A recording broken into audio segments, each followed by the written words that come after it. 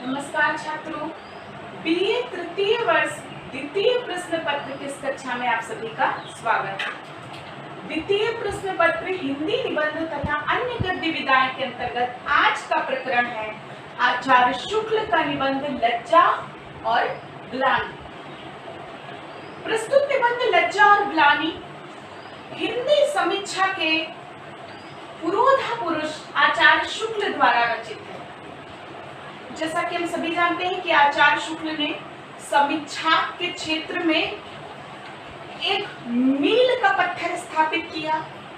उनके समीक्षात्मक निबंधों को हम 3 कोटि में बांट सकते हैं। पहला, भावों और मनोविकारों से संबंधित निबंध, दूसरा व्यावहारिक समीक्षा संबंधी निबंध और तीसरा सैद्धांतिक समीक्षा संबंधी निबंध।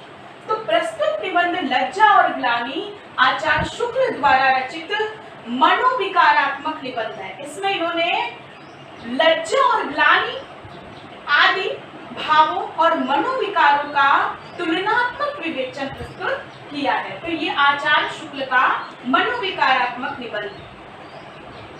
शुक्ल जी द्वारा भावों और मनोविकारों की सम्यक विशेषताओं व उनसे मिलते दूसरे मनोविकार से उनकी तुलना करते हुए उनकी महत्ता प्रतिपादित करते हुए जो निबंध लिखे गए हैं वे इस श्रेणी के निबंधों में अर्थात मनोविकारात्मक निबंधों की श्रेणी में आते हैं। तो इस तरह के जो इनके प्रमुख मनोविकारात्मक निबंध हैं उनमें करुणा, उत्साह, लोभ और प्रीति, लज्जा और ग्लानि आदि प्रमुख हैं। भावों और मनोविकारों को आधार बना करके लिखे गए ये निबंध पूर्णता साहित्यिक तथा गंभीर विचार श्रृंखला से भरे हुए हैं, सकुंफित हैं। शुक्ल जी द्वारा लिखे गए ये मनोविकारात्मक निबंध सन 1929 में मनोविकार का विकास शीर्षक से प्रकाशित हुए थे। तो जैसा कि हम सभी जानते हैं कि मनोविकारों का मनुष्य के जीवन में महत्वपूर्ण स्थान है, क्योंकि ये मनोविकार ही मनुष्य के चरित्र को पूर्णता प्रदान करते हैं। तो सकारात्मक मनोविकार यदि मनुष्य के चरित्र में भरे होंगे तो उसका चरित्र सदाचारी होगा। उसके चरित्र में दया, करुणा, कर्मठता आदि सम्यक विशेषताएं दिखाई देंगी। तो इस दृष्टि से यदि हम देखें तो इन मनोविकारों का सम्यक विवेचन अत्यंत महत्वपूर्ण तथ्य बनकर के सामने आता है और हिंदी साहित्य में इस तरह से मनोविकारों के ऊपर सम्यक विवेचना करते हुए निबंधों का प्रणयन, इसकी परंपरा शुक्ल जी द्वारा ही प्रारंभ की गई थी। तो शुक्ल जी के जैसा कि हम सभी जानते हैं सभी निबंध चिंतामणि भाग 1, भाग 2 और भाग 3 में संकलित किए गए हैं। इसके अलावा शुक्ल जी के निबंधों का एक संकलन विचार विधि नाम से भी प्रकाशित किया गया है। अब हम आते हैं अपने निबंध लज्जा और ग्लानि के ऊपर।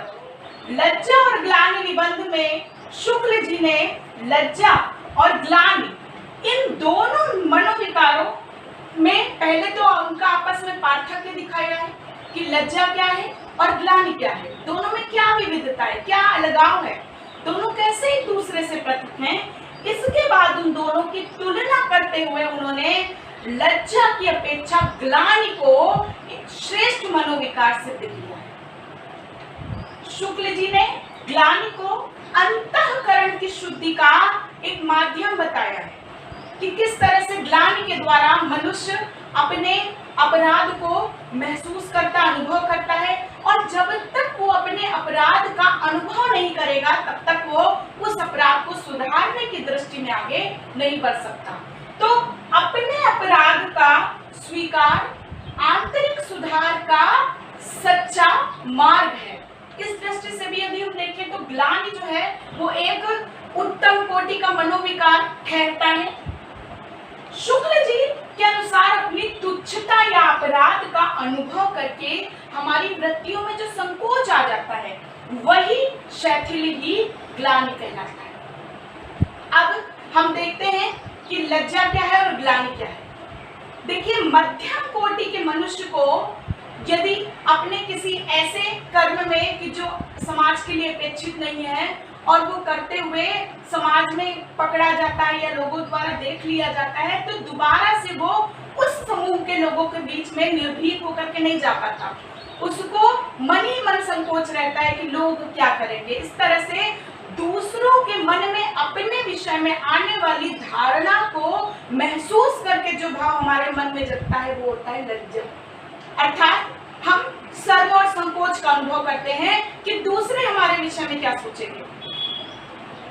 इस तरह से लज्जा जो है वो मध्यम कोटि के मन में, लोगों के मन में आने वाला भाव है। परंतु ग्लानि के लिए किसी दूसरे के मन में हमारे लिए क्या भाव है ये महत्व नहीं रखता है, बल्कि ग्लानि जो है मनुष्य के मन में स्वतः आने वाला भाव है कि जब मनुष्य अपने अपराध के विषय में एकांत में बैठकर सोचता है, उस पर अनुभव करता है, तो उसके मन में ग्लानि का भाव आता है। उसका अंतःकरण स्वयं उसको धिक्कारता है और उसको किसी अन्य व्यक्ति के मन में उसके लिए क्या भाव है इससे कोई फर्क नहीं पड़ता, बल्कि वो स्वयं अपनी गलती को सुधारने का मार्ग चुनता है। तो इस तरह से हम देखें, लज्जा जो है वो दूसरे के मन में अपने विषय में क्या भाव है इससे आने वाला भाव है, और ग्लानि अपने मन में स्वयं सुधार के भाव से आने वाला मनोविकार है। तो इस तरह से हम देखें तो शुक्ल जी ने ग्लानि को लज्जा से श्रेष्ठ बताया है इस निबंध में, तथा उन्होंने ये बताया है कि लज्जा जो है वो लोगों के बीच में अनुभव होती है और लोगों के समूह से बचकर उनके बीच उस समय न जाकर के हम लज्जा से बच सकते हैं।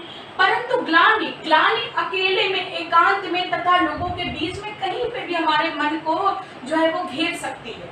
तो इसलिए ग्लानि जो है वो मनुष्य के मन को स्वस्थ बना देती है, साफ कर देती है। वो पुनः ऐसे कार्य को ना करने का जो है वो प्रण ले लेता है, जिसके कारण उसको ग्लानि का अनुभव होता है। इस ग्लानि का एक उदाहरण हम कैकेयी के रूप में देख सकते हैं। शुक्ल जी ने कैकेयी की पंक्तियों का उदाहरण देते हुए कहा है, ताकि जय जानी करम ग्लानि कीस अधीन जीव गति जानी, कि कैकेयी के मन में राम को वनवास देने के बाद स्वतः ही ग्लानि का जो है उद्रेक जागता है और वह अपने मन में स्वयं हीनता अनुभव करती है। उसको किसी अन्य व्यक्ति के मन में उसके लिए क्या चल रहा है इससे कोई फर्क नहीं पड़ता है, बल्कि वो स्वयं सोचती है कि उसने अपराध किया है, गलती की है, और वो बार बार राम से जो है वो वापस अयोध्या चलने का आग्रह करती है।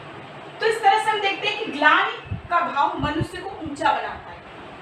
अब इस तरह हम देखते हैं तो ग्लानि मनुष्य को स्वतः के अंतःकरण को स्वस्थ बनाने के उद्देश्य से, तथा लज्जा किसी कार्य के जो है लोगों द्वारा उपहास किए जाने के कारण से, तथा भय जो है वो अधम कोटि के मनुष्यों में किसी कार्य के कड़वे फल के रूप में जो है सामने आता है। तो इस तरह से सात्विक अंतःकरण वाले उत्तम कोटि मनुष्यों के मन में यदि हम देखें तो ग्लानि मनोविकार रहता है। मध्यम कोटि के रजस गुण वाले पुरुषों में लज्जा, तथा अधम कोटि के तामस प्रवृत्ति वाले लोगों के अंतर्गत भय नामक मनोविकार जो है वो संचित दिखाई देता है। तो इस तरह से उन्होंने बड़ी सुंदरता के साथ ग्लानि और लज्जा दोनों मनोविकारों में आपस में तुलना की है, दोनों के गुणों को बताया है, दोनों की विशेषताओं को बताया है, उन जो है वो प्रवृत्तियों को बताया है, उन अवसरों को बताया है जहाँ पर हम इन मनोविकारों को अपने जीवन में प्रवेश देते हैं। कि जैसे लज्जा, मान लीजिए कभी कभी ऐसा होता है कि केवल अपने द्वारा किए गए कार्यों पर ही हम लज्जा का अनुभव नहीं करते, बल्कि अपने परिवार के किसी व्यक्ति द्वारा भी किसी अवांछित कार्य पर हम लज्जित होते हैं। उसी तरह ग्लानि हमें सिर्फ अपने द्वारा किए गए कार्यों पर ही अनुभूत होती है, परंतु लज्जा केवल अपने नहीं बल्कि अपने परिवार, कुटुंब या आसपास के द्वारा किए गए व्यक्तियों के कार्यों पर भी हम अनुभव कर सकते हैं। तो लज्जा और ग्लानि शुक्ल जी द्वारा विरचित एक महत्वपूर्ण मनोविकारों से संबंधित निबंध है। इसमें उन्होंने लज्जा और ग्लानि, जो जीवन के दो महत्वपूर्ण मनोविकार है मानव जीवन के, उनके ऊपर विवेचन प्रस्तुत किया है तथा उन्होंने ये बताया है कि ग्लानि नामक मनोविकार किस तरह से मनुष्य को श्रेष्ठ बनाता है, क्योंकि जब मनुष्य अपने अंदर के अपराध का अनुभव करेगा तभी वो उसको सुधारने की दिशा में आगे बढ़ पाएगा। तो शुक्ल जी ने चारित्रिक विकास की दृष्टि से ग्लानि को लज्जा की तुलना में श्रेष्ठ सिद्ध किया है इस निबंध में। तो इस निबंध में बड़ी ही सुंदरता के साथ उन्होंने मानव मन में चलने वाले इन दो मनोविकारों को मूर्त रूप प्रस्तुत किया है तथा हमें उन्होंने ग्लानि नामक मनोविकार की महत्ता से परिचित कराया है। तो आज हमने पढ़ा लज्जा और ग्लानि निबंध, उसका में प्रमुख तथ्य क्या है तथा किस तरह से ग्लानि नामक मनोविकार लज्जा से श्रेष्ठ है तथा हमें अपने जीवन में अपने अपराधों का अनुभव करते हुए सच्चे सुधार की ओर किस तरह से बढ़ना चाहिए, ये शुक्ल जी ने इस निबंध के द्वारा बताने का प्रयास किया। धन्यवाद।